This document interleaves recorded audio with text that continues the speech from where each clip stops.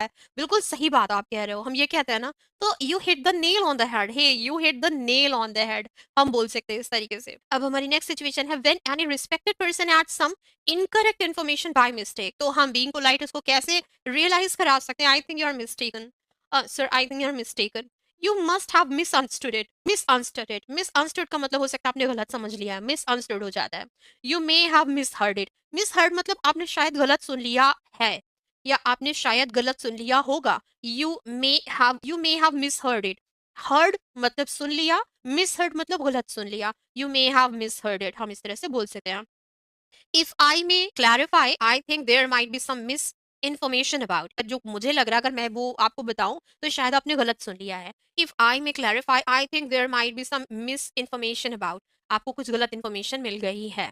I appreciate your insight, इसको बहुत अच्छे से समझे। I appreciate your insight sir, however I think there must be an alternative perspective on, मैं आपकी जो भी चीज़ है उसकी रिस्पेक्ट करती हूँ, आपकी जो इनसाइट्स है जो आप बात कह रहे हो, हालांकि मुझे लगता है कि मतलब एक जो दूसरा ऑप्शन है वो भी सही हो सकता है, ऐसा नहीं है।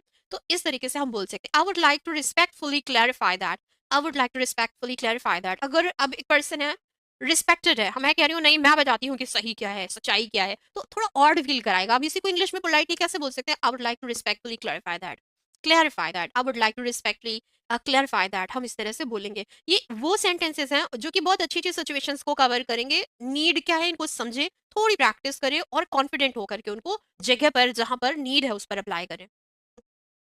नेक्स्ट है, अगर मैं गलत नहीं हूँ तो मुझे लगता है कि ये वाली जानकारी जो है वो ज्यादा सही है।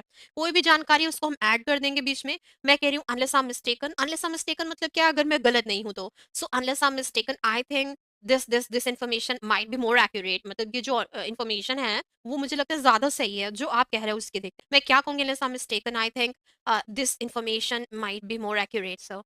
सो I would be happy to provide some additional information on, कोई भी चीज़ उसको क्लैरिफाई करने का जो मैटर है उसको मेंशन कर दें, फिर बोले that might be helpful, that might be helpful. तो इस तरीके से हम अपनी बात को कह सकते हैं और बहुत ही पोलाइटली वे में, sir if I may clarify, I think the project deadline is actually next Friday not this Friday.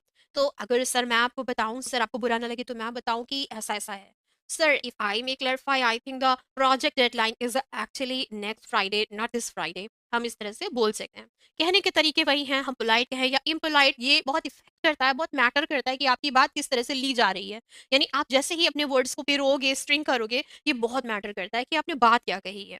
Okay next है, ma'am I would like to respectfully clarify that the new policy is actually effective from next month not this month, हम इस तरह से बोल सकते हैं।